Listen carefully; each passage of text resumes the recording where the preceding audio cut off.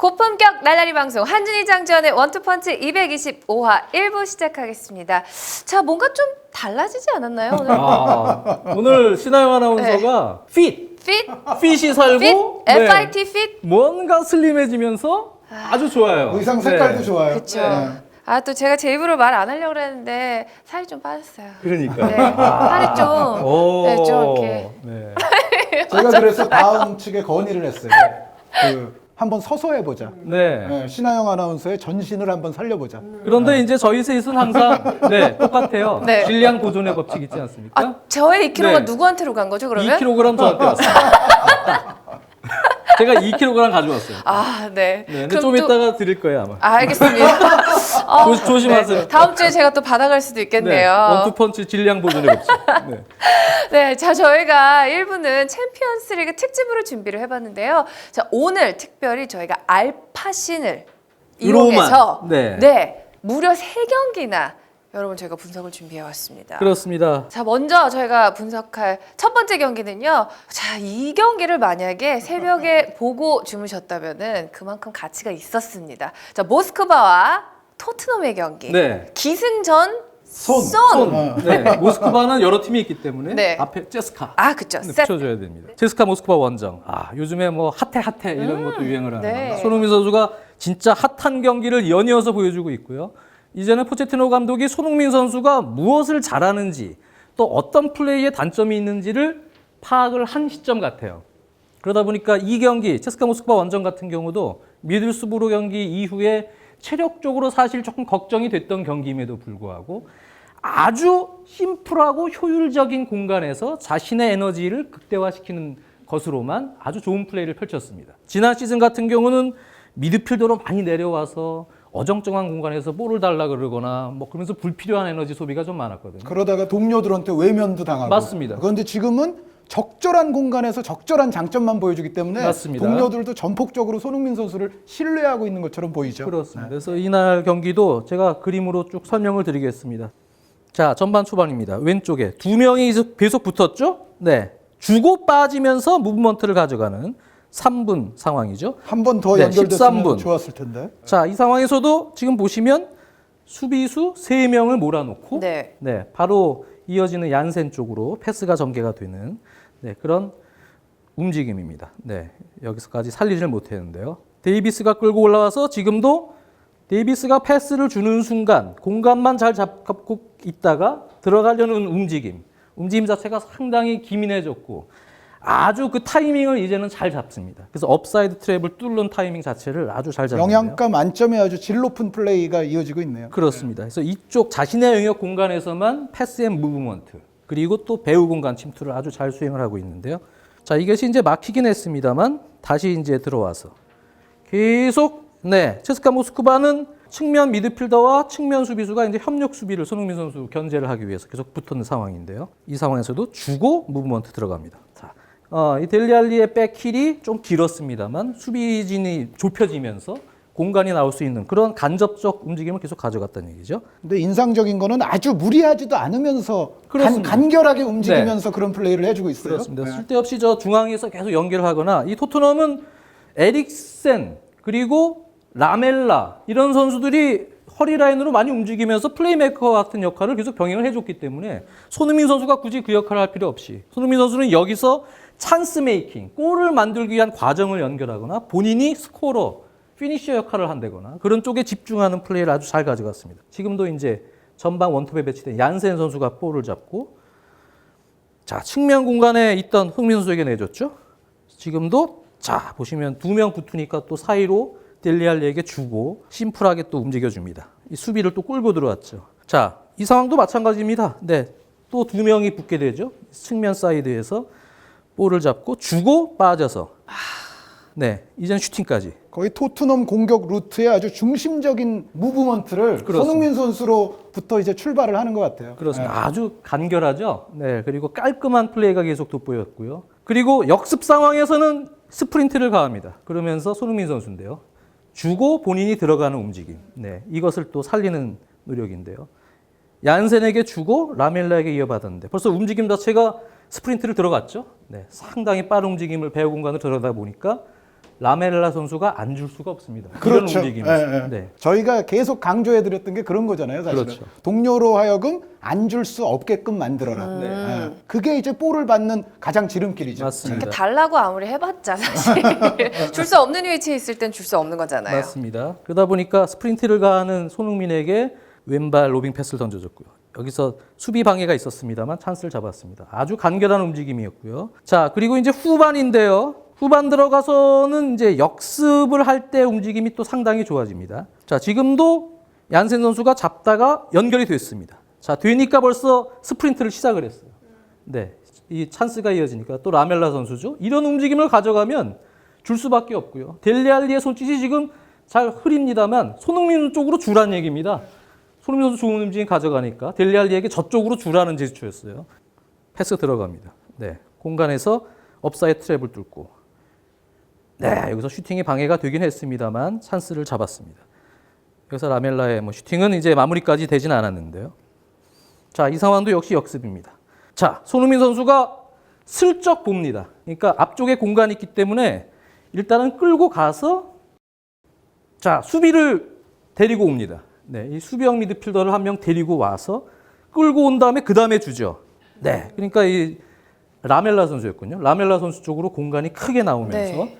이 수비형 미드필더가 끌려온 이 공간을 손흥민 선수가 지혜롭게 들어가서 주고 들어가는 상황인데요. 그러다 보니까 라멜라의 공간이 왔고 자, 슈팅. 흐름볼을 손흥민 선수가 왼발 마무리까지. 조금 이제 아쉽게 빗나간 장면이고요. 자, 지금도 역시 스프린트입니다. 네, 역습 상황에서 이제 손흥민 선수가 공간을 잡고 먼저 움직여줬거든요. 그러면서 공간을 잡고 들어가는 상황에서 이번에는 허를 찔러서 반대로 드리블을 해서 본인이 슈팅 마무리입니다. 네. 결국은 이제 이런 과정이 간결하게 이어지면서 무언가 이제 한 골을 만들어낼 타이밍이 됐다. 체스카 모스크바도 전반에는 수비 위주의 경기 운영을 했기 때문에 역습을 조심하기 위해서 손흥민 선수가 체력 소모를 줄이는 겸 무리한 1대1 돌파를 하지 않았고요. 또 돌파를 하다 끊길 경우에 역습을 허용할 수가 있었기 때문에 안정지향적인 플레이를 지속을 했는데 후반에 와서는 체스카 모스크바도 조금씩 들어오는 상황에서 역찬스가 많이 나왔고요. 자, 66분에는 은쿠두 선수가 투입이 되고 얀센 선수가 빠지면서 제로톱처럼 이제 경기 운영이 되는데요. 자, 토비 알더베이럴트의 패스. 자, 그리고 또 여기서도 절묘하게 위치를 지금 선정을 했습니다. 측면 윙포드로 가 있다가 후반에는 오른쪽 미드필더로 출장을 했거든요. 위치를 바꾼 상황에서 제로톱에서도 중앙 쪽의 공간을 아주 잘 잡는 그런 움직임을 보여줬고요. 지금은 라인 무너뜨리는 게 루이스 수아레스 같아요. 아, 그렇습니다. 네. 그러면서 라멜라 선수가 또 안 줄래 안 줄 수가 없죠? 그렇죠. 네. 안 주면은 이 선수가 앉은 선수가 욕 먹는 거예요. 그렇습니다. 이렇게 좋은 위치가 있는 선수를 발견하고요. 줍니다. 인사이드 패스. 네. 침착하게 오른쪽이 아닌 가까운 쪽 포스트 인사이드로 골을 만들어냅니다. 이 상황도 손흥민 선수인데요. 중앙에 있다가 오른쪽으로 빠져나가는 아주 절묘한 움직임을 또 가져갑니다. 자, 라멜라죠? 네. 또 라멜라의 패스가 들어갑니다. 이때 손흥민 선수의 퍼스트 터치가 거의 월드 클래스급이었습니다. 네. 잘 돌려놨어요. 오른발로 돌려놓으면서 방향을 바꾸는 이런 상황에서 수비를 등진 1대1 찬스를 만들었는데요. 조금 슈팅 타이밍이 늦었죠? 네, 수비에 걸렸습니다. 전체적으로는 손흥민 선수가 이날 체력적으로 약간 힘든 경기 상황이었기 때문에 다른 에너지를 소비하지 않고 아주 효율적인 공간에서 자신의 에너지를 쏟아볼 수 있는 역할에만 충실했고요. 또 포체티노 감독도 그런 손흥민 선수를 잘 활용했습니다. 그래서 지금 페이스로만 잘 나간다면 개인 컨디션도 좋기 때문에 손흥민 선수가 계속 좋은 경기 내용을 유지할 것 같습니다. 질문 하나 있어요. 맨시티전은 어떨 것 같아요? 이제 큰 경기가 사실 관건입니다. 네. 박지성 선수도 그렇고 역시 큰 경기에서 활약을 했을 때가 중하위권 팀들 두세 경기에서 활약보다도 훨씬 더 비중이 크기 때문에 이제 손흥민 선수가 현재 득점 페이스라면 아게로 선수와 이제 경쟁을 해야 되는 그런 상황인데 역시 맨체스터 시티 펩 가르디올라 감독의 단점도 라인을 상당히 높게 끌어올리면서 역습 시에 수비 숫자가 약간 부족해지고 배후 공간에 문제점을 노출하는 경우들이 있거든요. 이 경기 체스카에서 모스크바전에서 나타났던 역습의 어떤 스프린트 그걸 효율적으로 잘 활용하면 손흥민 선수가 맨시티전에서도 분명히 좋은 1대1 찬스나 또 공간을 만들어주는 그런 찬스 메이커 역할을 할 것 같아요. 그러니까 제가 질문을 드린 이유 자체가 물론 맨시티가 압박 전술이 좋은 팀이기 때문에 그 압박에 이제 토트넘이 허둥대고 헤어나지 못할 경우에는 문제가 있지만 그럼에도 불구하고 맨시티의 스타일이 오히려 손흥민 선수 장점 발휘하기에는 맞습니다. 좋은 스타일이 될 수가 있거든요. 그래서 맨시티전도 좀 체력이 물론 많이 좀 저하가 되겠지만 그래도 기대를 할 만한 그렇죠. 경기가 아닌지. 네. 예, 예. 그래서 뭐 한 65대 35 정도로 점유율은 맨시티가 가져갈 가능성이 큽니다만 포체티노 감독도 그 경기는 특히 효율적인 역습을 어떻게 가져가느냐가 제일 중요한 과제가 됐거든요. 손흥민 선수가 그 부분의 중심에 있다고 봐야 됩니다. 지금 같은 상승세라면 뭐 맨체스터 시티를 만나도 손흥민 선수 좀 기대를 해볼 만할 것 근데 뭐 같습니다. 낙관하기 힘들죠. 워낙 강팀이기 때문에. 여기서 살짝 또 네. 보험을 들어두시는. 네. 그래도 저희는 긍정의 한국인 아니겠습니까? 네, 기대를 그래도 많이 저는 하고 있죠. 기대하려고요. 네, 저도 저도 기대가 기대하려고요. 돼요. 네. 자, 도르트문트와 레알 마드리드의 경기 저희가 알파신을 통해서 한번 분석을 해볼까요? 네. 뭐 우리가 이런 얘기 많이 하지 않습니까? 이제 두 팀이 비기거나 그랬을 때 두 팀 모두 좀 시원섭섭한 결과였다. 근데 저는 요 경기에 한해서는 시원섭섭이 아니라 두 팀이 모두 이 정도면 만족할 수 있다. 그러니까 이제 똑같은 무승부라도 어떤 경우는 두 팀이 모두 우리가 이길 수 있었는데 우리가 이겼을 걸 뭐 이제 그런 생각을 하는 반면에 요 경기 같은 경우는 두 팀 모두 무승부로 끝난 거 정도로 이 정도면 됐다. 우리 할 만큼 했고 사실 우리가 질 뻔도 좀 했었다라는 생각을 할 것 같아요. 그래서 이 경기의 결과는 두 팀 모두에게 그렇게 큰 불만이 있지는 않은 물론 조금씩의 불만은 있겠습니다만 그러면서 어떻게 보면 두 팀 모두 공평한 결과를 손에 쥐어든 뭔가 그 정도라고 볼 수가 있겠습니다. 자, 이날 이제 레알 마드리드의 기본 전형부터 일단 말씀을 드리자면은요. 저는 이 알파신을 노트처럼 쓰는 경향이 좀 있지 않습니까?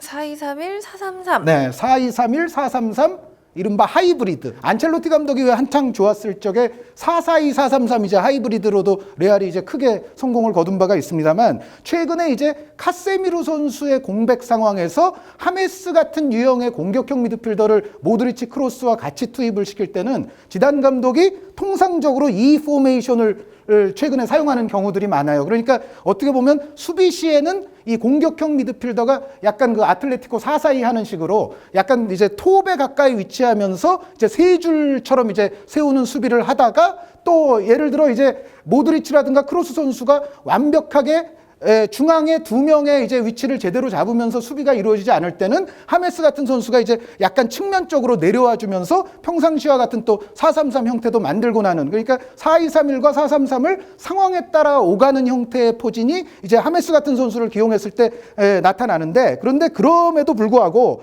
이날의 레알 마드리드의 특히 경기 전반부의 전체적인 문제는 일단 미드필드 라인과 수비 라인 사이의 간격이 너무 멉니다. 너무 먼 데다가 모드리치 선수와 크로스 선수는 수비를 열심히 하기는 합니다만 기본적인 성향과 재능 자체가 전문 수비형 미드필더는 아니고 항상 이제 역습으로 나갈 때 뭔가 플레이메이킹이라든가 내가 이제 패스를 찔러야지 이런 쪽에 아무래도 무게중심이 약간 놓이다 보니까는 전체적으로 모드리치 선수, 크로스 선수는 약간 존을 지키는 정도에 그치는 수비의 그런 모습을 띠는 경우가 많거든요. 이제 그런 데다가 하메스 선수가 이날 이제 중책을 좀 맡았다고 볼 수가 있는데 이날 경기 레알에서 가장 실망스러운 선수 중에 한 명이 사실은 하메스 로드리게스 선수였어요. 그러니까 어중이 떠중이 됐죠. 그렇죠. 완전 어정쩡했죠. 그러니까 공격적으로도 자기가 들어간 어떤 몫을 제대로 살리지 못하거니와 수비 시에는 바이글 선수라든가 뭔가 상대의 출발 기점이 되는 선수를 뭔가 좀 더 압박을 해줘야 되는데 하메스 선수가 압박에 있어서도 그렇게 좋은 내용의 경기가 아니었어요. 그래서 전반적으로 레알 마드리드가 이제 그런 문제를 아는 가운데 지금 보시게 되면 수비형 미드필드 기본적으로 이제 두 명에 위치해야 될 모드리치와 크로스의 위치가 지금 이 정도 라인이거든요. 그런데 지금 백 라인은 아예 보이지도 않아요.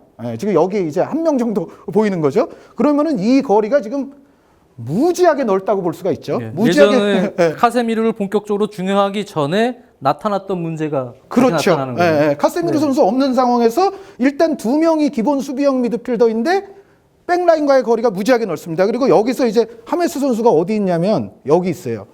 그러니까 하메스 선수는 지금 이 도르트문트 이제 바이글 선수라든가 선수. 네. 전체적인 플레이를 만들어가는 어떤 기점에 있어서의 압박이 이날 뭐 이 장면뿐만이 아니고 거의 실질적으로 하메스 선수에 의해서 이루어진 적이 별로 없어요. 그래서 그러다 보니까는 지금 이렇게 광활한 공간을 도르트문트 같이 움직임이 좋고 패스워크가 좋은 팀은 결코 놓치지를 않는다는 거죠. 그래서 그러면서 이제 레알의 위기가 전반부에 많이 초래가 되는데요.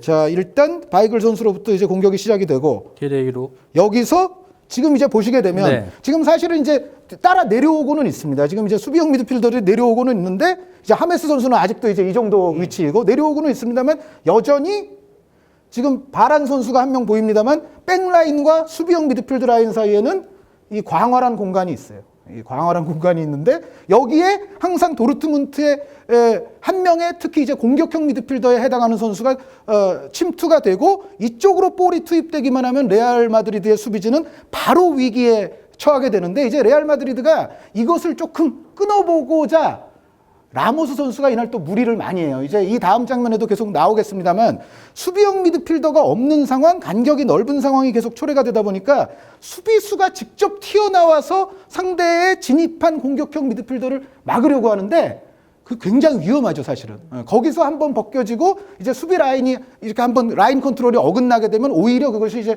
도르트문트의 찬스가 되는 경우가 많습니다. 자, 여기서 이 공간으로 또 투입이 되고 그 다음에 카스트로 쪽으로 공간이 또 비어요. 네. 자, 이때도 역시 라인 간의 간격은 넓습니다. 그리고 말씀드렸던 대로 라모스 선수가 이날 이런 상황에서 수비형 미드필더가 없다 보니까 튀어나오는 경향이 굉장히 많았는데 그것이 좋게 이어지기보다는 실패로 이어지는 경우가 그렇죠. 오히려 더 많았어요. 상대적으로 도르트문트도 카스트로 선수가 여기서 사실 이 공간으로 움직여줬어야 되는데 역할이 교체 선수와 좀 겹치는 뒤에서 게레이로 선수가 볼 백업을 하는 위치까지 중앙으로 왔다면 여기서 공간을 좀 활용해 줬어야 되는데 아쉬움이 있네요. 그러니까 공간 배분은 조금 합리적으로 되지는 그렇죠. 않았던 약간 네. 그런 장면이죠. 자, 어쨌든 그러나 연결이 되고 자, 지금 이제 말씀드렸던 대로 라모스 선수는 튀어나왔고 네. 모드리치 선수는 그래도 열심히 내려와서 막았습니다만 이 장면의 마무리는 파울입니다.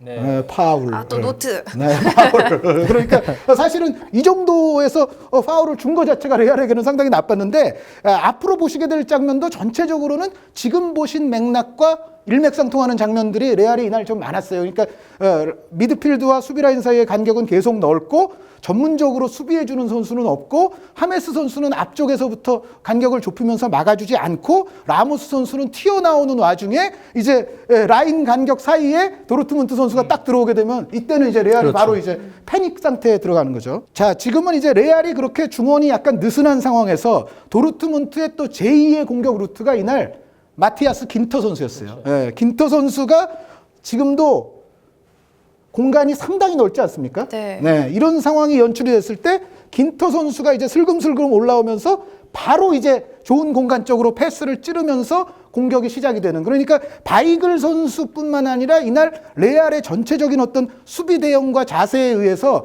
긴터 선수까지도 이날은 거의 뭐 플레이메이커 같은 역할을 수행하는 경우가 많았습니다.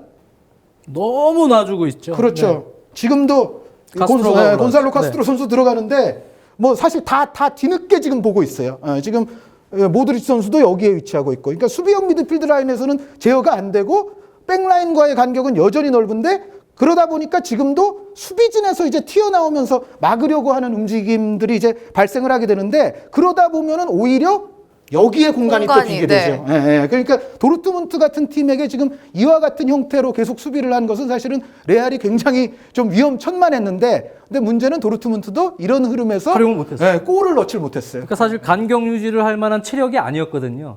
아예 체력적으로 준비가 안 돼 있다면 아예 내려서야 되는데 그러지도 또 못했거든요. 레알 마드리드. 계속 이렇게 공간이 많이 나오는데 뭐 오스마 덴벨레나 게레이로나 이런 선수들이 적극적으로 활용을 못했죠. 자, 지금은 게다가 또 원터치 패스로 연결이 되면서 네. 오스마 덴벨레. 자, 그런데 이제 이게 넘어가거든요. 근데 여기서 이제 도르트문트의 문제도 한 가지 지적은 해야 될 것이 도르트문트가 지금 정말 젊은 선수들로 팀을 개편해가지고 아주 성공적인 시즌 초반 행보를 보이고는 있습니다만 역시 이런 좀 큰 무대의 경기에서는 이 덴벨레 선수라든가 이 젊은 선수들의 약간 마지막 판단, 마지막 선택, 마지막 침착성 이런 부분들은 조금 약점으로 지적이 될 수 있는, 그리고 반면에 역시 레알은 적게 찾아오는 기회에서 놓치지 않는 그 노련미와 어떤 경험, 그런 부분에서는 역시 레알이 좀 더 점수를 받을 수 있었던 날이라는 생각입니다. 자, 그리고 이제 도르트문트의 근본적인 약점은 전방 압박도 좋고 선수들 간의 패스워크와 이제 무브먼트도 굉장히 좋은 팀이고 지금은 아주 젊음의 패기까지도 또 장착을 한 팀이지만은 역시 뒷공간이 너무 넓죠. 이제 그런 축구를 계속 시도하다 보면은 결국 뒷공간을 많이 줄 수밖에 없는데, 그것이 아주 기량이 좋고 또 노련미가 있는 레알 마드리드 같은 팀에게는 상당히 위험한 어떤 선택이 될 수 있다는 것이 이 장면에서 이제 잘 나타나는데요. 네, 공격이 실패를 했어요. 자, 여기서 이제 레알이 나가는 솜씨는 정말 훌륭하다고 얘기를 해야 될 것 같습니다. 베일 선수 벌써 뛰어갔어요. 네, 그리고 모드리치 선수의 네. 이 바깥발, 오른발 아웃사이드 이 패스. 바깥발 별 5개. 모드리치 선수의 이 바깥발이 여기서도 아주 큰 몫을 하죠. 근데 이제 도르트문트의 모습이 이제 나타나겠습니다만, 지금 보시면은 중앙 수비들이 지금 좀 내려온 게 이 정도예요. 그러니까 아까는 더 높은 위치에 있었다는 얘기예요. 그리고 측면 수비가 지금 이제 내려오고 있어요. 그러니까 도르트문트의 후방 수비 라인은 거의 뭐 하프라인 이상까지 지금 올라와 있는 장면인데, 여기서 레알 마드리드가 아주 절묘한 몇 차례의 연결로서 이제 상대 골문에 도달하는 모습이죠. 자, 벤제마 선수도 아주 지금 폼이 별로인 선수인데 이 장면 하나에서만큼은 벤제마 선수가 역할을 했습니다. 그리고 역시 호날두 선수는 역시 오프 더 볼이 굉장히 좋은 선수예요. 정말 골을 넣을 수 있는 공간을 찾아갈 줄 아는 선수다라고 얘기를 해야 될 것 같고, 이날 경기는 아까도 잠시 말씀을 드렸습니다만 호날두 선수가 지금 전체적으로 100%의 상태는 아닌 가운데 점점 그래도 올라오고 있고, 도르트문트전이 그래도 호날두 선수가 가장 좀 활발하고 아주 효율적인 움직임을 많이 보여줬던 경기가 됐습니다. 자, 그리고 이제 후반전이죠, 지금은. 네. 근데 후반전에는 레알의 압박과 수비 간격이 조금 더 좋아졌어요. 지금 보시게 되면은 지금은, 그러니까 전반전에는 이 간격이 너무 넓었기 때문에 이 간격으로 볼이 투입될 때 라모스 선수가 무턱대고 끊으려고 나오다가 오히려 더 나쁜 상황이 초래되는 경우가 많았었는데, 지금 같은 경우는 후반전인데 도르트문트는 오히려 체력이 약간 내려가면서 전반전만큼의 패스 앤드 무브가 나오지 않고, 상대적으로 레알 마드리드가 전반전에 비해서는 라인 사이의 간격이 조금 더 정비가 잘 된 후반전이었거든요. 그래서 후반전 자체도 제가 봤을 때는 도르트문트의 맹점이 조금 드러난 후반전 아니냐. 그러니까 상대가 조금 더 수비 라인, 수비 대형을 조금 더 잘 잡으면서 자신들의 체력이 떨어지기 시작하는 시점에 이르게 되면 도르트문트는 역시 좀 약점을 다시 노출할 수가 있다라는 것을 보여줬던 후반전입니다. 네, 도르트문트가 볼을 운반하는 속도라든가 중앙 공간으로의 침투 같은 장면들이 전반전보다는 조금 느려졌다는 걸 알 수가 있거든요. 그리고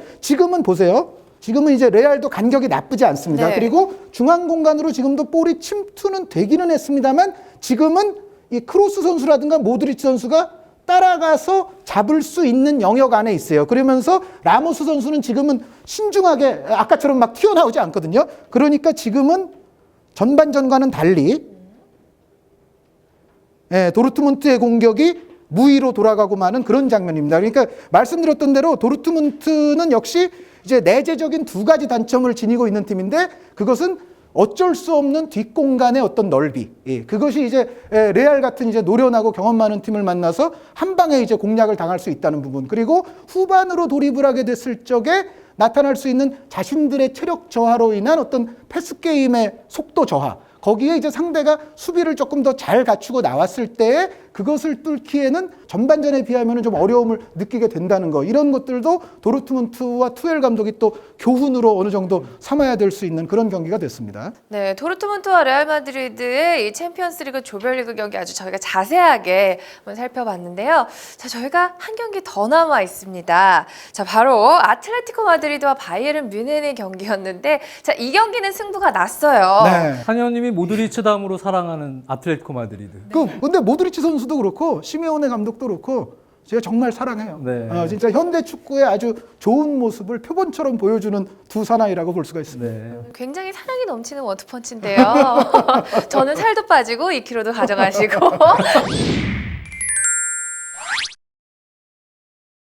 자, 이번에 살펴볼 경기는 아틀레티코 마드리드와 바이에른 뮌헨의 경기인데 저번에 왜 저 김태룡 의원 한번 나왔을 때도 얘기를 했지만 그 김태룡 의원도 그렇고 저도 사실은 볼을 좀 더 주도하고 볼을 갖고 플레이하고 좀 더 공격적이고 뭔가 그런 유형의 팀들을 좋아하는데 아틀레티코는 기본적으로 선수비 후 속공형 축구이잖아요. 그런데 그러니까 어떻게 보면 저와는 조금 이렇게 제 취향이 아닌데 그럼에도 아틀레티코의 수비를 보면 막 전율을 느끼고 짜릿해. 이거 왜 이런지 참. 근데 요즘 보면은 조금 그러신 분들이 점차 좀 늘어나는 것 같아요. 이게 네. 아틀레티코의 정말 수비를 기본 컨셉으로 가는 축구기는 합니다만 이렇게도 수비가 예술적일 수 있나. 그리고 거기에 플러스 알파가 있죠. 아틀레티코는 항상 드리는 말씀이지만 공격도 사실 하면 잘한다. 그렇죠. 그러니까 공격이 뭐 막무가내 역습이라든가 뭐 피지컬을 활용한 뭐 한 방의 세트 플레이 이런 거라기보다는 물론 아틀레티코가 세트 플레이가 강한 시절도 있기는 했었지만 전체적으로는 역습으로 나오는 빌드업의 어떤 세밀함이 여태까지 수비 축구를 추구하던 모든 팀들을 통틀어서도 아틀레티코의 세밀함은 매우 최상급이 아닐까. 정말 역대를 봐도 그러다 보니까 뭐 시메오네 감독을 또 사랑하지 않을 수도 없고 이제 그런 상황이에요. 우리 함께 사랑에 좀 사랑하는 분 빠져보면 실체를 안 한번 될까요? 보죠. 네. 이 경기는 그냥 장면을 보시면 별로 설명을 안 드려도 될 정도의 우리가 이른바 뭐 매크로 돌린다고 하죠. 네. 그런 장면들이 많습니다. 네. 자, 지금 이제 바이에른 뮌헨이 늘 그렇듯이 볼을 소유하고 있는데요. 여기서 한 가지 말씀드려야 될 거. 이날 리버풀의 영웅이 2명 출전을 했습니다. 이 선수와 이 선수. 토레스와 네. 알론소. 네, 토레스 선수와 알론소 선수인데 짠하시죠? 리버풀의 두 영웅. 아, 지금 같은 팀인 거죠? 그거밖에 생각이 안 같은 나는데요. 팀이 네. 없죠. 그런데 이제 이 두 선수가요 상당히 붙어 다니고 있죠. 네. 근데 이날 토레스 선수의 임무가 알론소 압박이에요. 알론소 압박. 그러니까 알론소가 바이에른 뮌헨의 후방 플레이메이커이자 여기서부터 이제 모든 볼의 줄기가 시작된다는 것을 이제 시메오네 감독이 당연히 알고 있으니까 두 명의 스트라이커 중에서도 그리즈만이 아니라 토레스로 하여금 알론소를 압박하게 만들었어요. 그런데 이것이 아까 이제 레알 마드리드 경기 때와 굉장히 다른 부분이죠. 레알 마드리드 경기에서는 사실 저는 하메스 선수가 이런 역할을 좀 해야 된다고 그때도 말씀을 드렸었는데 지금 거기서는 하메스 선수는 사실 그 역할을 제대로 안 했습니다. 그런데 토레스 선수는 이날 알론소와 상당히 일심동체처럼 붙어 다니는 모습이 많이 있었다는 거. 얘기 많이 했겠네요, 둘이. 그럴 수 있을 네, 것 같아요. 리버풀 얘기. 자, 지금 바이에른 뮌헨이 이제 볼을 소유하고 있는데요. 이날 바이에른 뮌헨의 대체로 볼 소유를 했을 때의 모습은요. 자, 중앙에서 줬다가 다시 줬다가 다시 줬다가 뺏겼다가, 다시 줬다가 길게 돌렸다가, 다시 줬다가 또 다시 줬다가 다시 줬다가 그러다가 안 되면은 이제 마지막 순간에 롱 패스 하나 나가거든요. 뒤쪽에서 알론소라든가 혹은 뒤에 이제 보아텐 같은 선수들에 의해서 롱 패스가 나가는데 이러한 장면이 그야말로 재방송 보듯이 계속해서 많이 보셨죠? 그럼요. 네. 그거 어떻게 생각하시나요? 뭐 성벽에다가 방패 들고 있는데 계속 활 쏘고 있다. 그러니까 이제 장 의원님 표현이 지금 굉장히 아주 일리가 있는데, 그러니까 뭐 성벽을 무너뜨릴 때 우리가 좀 더 강력한 화기를 써야 되지 않습니까? 화포를 쓴다든가 뭐 엄청나게 큰 돌을 날린다든가. 그런데 지금 말씀해 주신 것처럼 아틀레티코는 사실 롱볼이 넘어오더라도 수비의 달인 고딘이라든가 또 올 시즌 아주 폼이 좋은 사비치 선수가 버티고 있기 때문에 사실 이거는 아틀레티코가 바라는 바일 수도 있습니다. 아틀레티코의 수비벽을 무너뜨리는 요소는 제가 봤을 때는 세 가지 정도가 있는데, 하나가 크랙. 그러니까 MSN이 아주 최상의 모습일 때 메시, 네이마르, 수아레스가 정말 개인 역량으로 뭔가 아틀레티코의 균열을 만들어내는 크랙 같은 어떤 그런 플레이. 그리고 두 번째는 역시 템포거든요. 템포는 무엇을 말하는가 하면 아틀레티코가 물론 볼과 상대의 위치에 따라서 기계적으로 아주 전체적인 몸통 이동을 굉장히 잘하는 팀이기는 합니다만, 그럼에도 역시 상대의 패스가 계속 빠르게 자꾸 돌아가게 되면 아틀레티코 선수들도 지치거나 균열이 올 수밖에 없어요. 그래서 패스의 템포는 최대한 좀 빠르게 가져가는 것이 아틀레티코를 상대할 때 좋은 방법이고, 또 하나는 침투입니다. 이른바 페네트레이션. 침투를 해야 돼요. 그러니까 아틀레티코가 두 줄 간격을 지금도 상당히 좁게 유지하고는 있습니다만, 그럼에도 지금 이 사이 공간의 선수들, 이 어렵기는 합니다만 아틀레티코의 수비에 역시 또 균열을 가하기 위해서는 이 사이 공간으로 어렵지만 침투를 해줘야 되고 또 그쪽으로 볼이 투입이 돼야 됩니다. 그리고 순간순간 선수들이 위치를 바꿔가면서 라인과 라인 사이의 간격으로 침투 플레이를 자꾸 가져가 줘야만이 아틀레티코의 수비를 그래도 궁극적으로는 흔들 수가 있는데, 바이에른 뮌헨은 이것도 이날 없고 이것도 없고 이것도 없는 경기를 했어요. 그래, 그 결과 이제 바이에른 뮌헨은 이제 패배로 나타났습니다만 지금 계속 돌리죠. 느릿느릿. 그러다가 한번 찌릅니다. 자, 이게 고딘한테 걸리죠. 자, 지금도 보세요. 이 알라바 선수가 요즘 또 볼을 좀 많이 끌어요. 사실은 이 알라바와 리베리 쪽에서 그래도 최대한 빠른 유기적인 플레이가 좀 일어나 줘야만이 그나마 그래도 바이에른 뮌헨이 활로를 찾을 수가 있었는데 실제로 이날 거의 되지가 못했어요. 지금도 오래 끌다가 패스 타임 놓쳤죠. 네. 리베리 주고 들어가면서 지금 나와야 보시면은 되는데. 이제 비달 선수가 약간 불만이 있어요. 네. 좀 전에 알라바 선수가 자신에게 준 것에 대해서 약간 비달 선수의 불만 어린 모습도 나왔었습니다. 자, 다시 이제 전환은 했습니다만 이 전환 이후에 또 답이 없어요. 또 비달한테 또 돌려요. 자, 그러다가 결국은 이제 롱패스 또 가거든요. 자, 또 왔습니다. 여기서 그래도 리베리 선수가 한 번 침투를 하려고 했어요. 침투를 하려고 했는데 여기서 이제 결론은 좀 어이없이 정확하지 않은 패스로서 이제 호흡이 안 맞는 장면으로 끝나기는 했습니다만, 사실은 이 리베리 선수가 지금 들어가고 연결되는 이러한 모습들이 아틀레티코를 그래도 좀 더 교란시킬 수 있는 방법인데, 바이에른 뮌헨이 이날 이런 장면 자체도 별로 없었을 뿐 아니라 지금 이 장면조차도 좀 허무하게 끝나버립니다. 자, 아주 허무하게. 네. 자, 그리고 또 이제 공격을 합니다. 자, 일단 롱패스로 하나 보내보죠. 그리고 크로스 걸리고 고딘 수비의 달인. 자, 그리고 이 장면은 그래도 조금 나았어요. 이 장면은 그래도 측면에서 여러 선수들의 콤비네이션 플레이가 조금 이루어지면서 빠른 템포의 공격이 가능했었는데, 자, 여기서 그래도 지금 그렇죠. 측면 돌파를 잘했죠. 그러나 크로스는 역시 고딘. 고딘 선수는 제가 항상 드리는 말씀이지만, 고딘 선수는 정말 어떻게 보면 좀 아틀레티코에서 장기간 뛰는 동안 대한민국의 어떤 팬들에게도 약간 주목도가 조금 여태까지는 좀 떨어지긴 했었는데, 저는 꾸준히 고딘 선수를 월드 베스트 수비수로 뽑은 적들이 많았거든요. 네. 그러니까 정말 못하는 게 없어요. 사실 그리고 발밑 기술까지도 갖고 있는 선수가 바로 이 고딘 선수입니다. 보세요. 이제 주고받고, 지금은 나쁜 의도는 아니었어요. 나쁜 의도는 아니었는데 이것도 눈치 빠른 아틀레티코에게 이렇게 커팅을 당하는데, 문제는 한 번 커팅을 이렇게 당하게 되면 아틀레티코는 이 나가는 거 있지 않습니까? 역습의 티키타카. 네, 지금 아틀레티코가 물론 이 장면이 최종적으로 성공한 장면은 아닙니다만, 이렇게 또 커팅 당할 경우에는 아틀레티코가 처음에 말씀드렸던 대로 그 어떠한 수비 전술을 쓰는 팀보다도 세밀하게 역습이 된다. 이것을 또 이제 간접적으로 볼 수가 있었고요.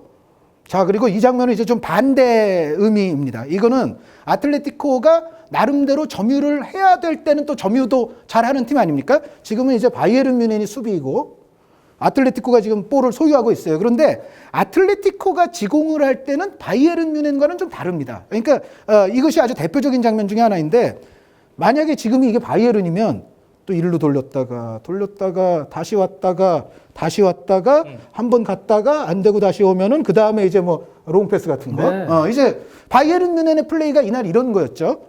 그런데 아틀레티코는 이런 플레이보다는 수직적인 패스를 아틀레티코는 많이 해요. 네. 바이에른은 그에 반해서 수평적, 우리가 보통 이제 횡패스 많이 한다고 하는 횡적인 그런 플레이들이 많았습니다. 똑같이 수비 라인 세우고 있고 볼을 소유했을 때 어떠한 방식의 이제 공격이 들어가는가를 아틀레티코와 바이에른의 이제 어떤 비교를 통해서 알 수가 있는 장면인데요. 여기서 일단 측면으로 냅니다. 자, 필리페 선수 이날 MVP급 선수인데, 자, 이겁니다. 자, 여기서 주고 빠졌다가 라인 사이에 공간이 얼마 없지만은 바이에른은 이걸 안 했다고 제가 말씀을 드렸는데, 카라스코가 내려오면서 지금 받아주잖아요. 그렇죠. 근데 이때 중앙 수비를 하나 끌고 나옵니다. 중앙 수비가 지금 카라스코를 견제하기 위해서 이 라인 사이의 간격 안으로 지금 딸려 나오는 장면인데, 이러면은 보세요. 여기가 비는 거죠. 네. 여기가 빕니다. 그러니까 라인 사이가 좁더라도 아틀레티코처럼 이런 시도를 바이에른도 더 많이 했어야 된다는 얘기예요. 근데 아틀레티코는 지금 했거든요. 지금은 이제 백패스를 주는 것 같지만 말씀드렸던 다시. 바로 그 공간으로 그렇죠. 바로 수직적인 패스가 예. 들어가는 거예요. 상대 라인 사이에 한번 투입하고 그것 때문에 지금 보셨다시피 약간 균열이 일어나거든요. 그때 다시 바로 찌르고. 네. 그런데 바이에른은 이런 플레이를 안 하는데 아틀레티코는 지공일 상황에도 지금 이런 형태의 공격을 한다는 거죠. 자, 지금도 마찬가지예요. 지금도 자, 지금 줬죠. 자. 한 번에 아주 시원한 네. 가로지르는 패스였는데 그런데 이제 여기서 또 하나 필기를 하자면 아틀레티코야말로 백패스의 의미를 굉장히 10분 잘 활용을 해요. 네. 백패스는 항상 2보 전진을 위한 1보 후퇴. 그렇죠. 예. 지금도 이제 수직적인 패스 상황에서 다시 이제 뒤로 한번 내는데 그 상황에서 아틀레티코는 바로 다시 전진 패스로 간다는 거예요. 그러니까 백패스를 위한 백패스를 하는 게 아니라 전진 패스를 위한 백패스를 해야 되는데 바이에른은 이날 이제 백패스를 위한 백패스, 횡패스를 위한 횡패스 이런 형태가 많았던 반면에 아틀레티코는 반대라는 거죠. 그리고 골 장면이 빠져서는 안 되겠죠. 골 장면이 빠져서는 안 되는데 지난 시즌 바이에른이 아틀레티코 때문에 탈락했던 바로 그 경기. 역습당했어요. 그렇죠. 그 역습을 당할 때 바이에른이 역습을 당하는 빌미를 제공했던 게 뭐냐면은 롱패스 실패로부터 그 빌미가 나와요. 롱패스 실패. 바이에른의 롱패스가 이제 아까도 말씀드렸다시피 횡으로 자꾸 돌리다가 결국 돌파구를 찾을 수 없을 때 길게 그냥 넘겨버리는데 그게 뭐 들어가면은 뭐 그런 상황에서 사실 이번 경기에서도 한두 차례는 바이에른 뮌헨도 찬스도 있기는 있었어요. 근데 그거보다도 더 위험한 장면을 초래하게 되는 것이 바이에른과 아틀레티코 경기에서 많이 나오는 상황인데요. 지금도 보세요. 여기서 또 이제 측면에서 돌리다가 자, 안 되니까 비달 선수가 롱패스를 시도를 하는데 여기서 바로 끊기거든요. 자, 이때 우리는 리버풀의 두 영웅을 볼 수가 있습니다. 서로 안부 리버풀. 묻고 그러는 거죠? 이렇게 잘 지냈냐고. 네. 네.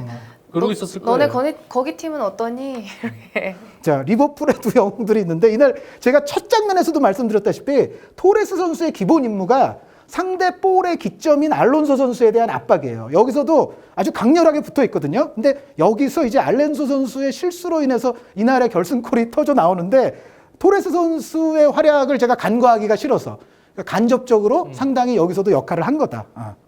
자, 여기서 알론소 선수가 실수를 하게 되고 이것이 또 한 번 거쳐서 야닉 카라스코의 정말 진짜 잘 찬 골이죠. 절묘하게. 여기서 이제 제가 지난 시즌 그림을 특별히 하나 붙여달라고 했어요. 네, 왜요? 똑같으니까 거의. 물론 여기서는 알론소 선수의 실수가 개입돼 있지는 않은데 그것을 제외하면은 아까 말씀드렸던 바이에른의 롱패스 실패가 얼마나 아틀레티코로 하여금 이제 치명적인 공격을 하게끔 만드는가 그거를 이제 보여준 장면인데요. 다시 이제 복습을 해보시면 롱패스가 지금 잘렸어요. 네. 자, 그러면서 리턴 주고 네. 또 바로 쌀밥 먹이. 자, 또 들어가는. 백패스는 2보 전진을 위한 1보 후퇴다. 여기서 이렇게 골이 나죠. 그러니까 이 장면들이 다 공통적이죠. 횡 돌리다가 이제 결국에는 롱으로 하나 찌르는데 그 롱이 아틀레티코가 그냥 걷어내고 거기서 아틀레티코는 아주 티키타카가 빠르게 펼쳐지고 이 상황에서 이제 바이에른 뮌헨의 넓은 뒷공간이 공략을 당하는 뭔가 이것이 거의 재방송. 그러니까 바이에른 뮌헨의 공격이 실패되는 장면들도 이 경기는 거의 재방송 일색이었고 네. 자신들이 실점하는 장면도 지난 시즌에 또 재방송이에요. 자, 그러니까 이제 감독이 바이에른 뮌헨이 바뀌었습니다. 그런데 재방송 같이 지금 또 당했단 말이죠. 과연 안첼로티 감독이 여기서 이제 어떤 수단을 강구하느냐. 아틀레티코와는 한 번 또 만나야 되기 때문에 그렇죠. 그 두 번째 2차전이 아주 귀추가 주목이 됩니다. 네. 자, 앞서 말씀해 주셨다시피 빠져들 수밖에 없는 아름다운 축구까지 저희가 알파신을 통해서 분석을 해봤습니다. 자, 저희가 이번 화에서는 이제 알파신 특집으로 무려 3경기나 분석을 했는데요. 아니, 챔피언스리그로 분석을 하는데 우리나라에서 열린 AFC 챔피언스리그는 분석을 안 하느냐? 그럴 것 같아서 저희가 바로 내일 AFC 챔피언스리그 전북현대와 FC 서울의 경기를 또 준비를 했습니다. 기대 많이 해주세요.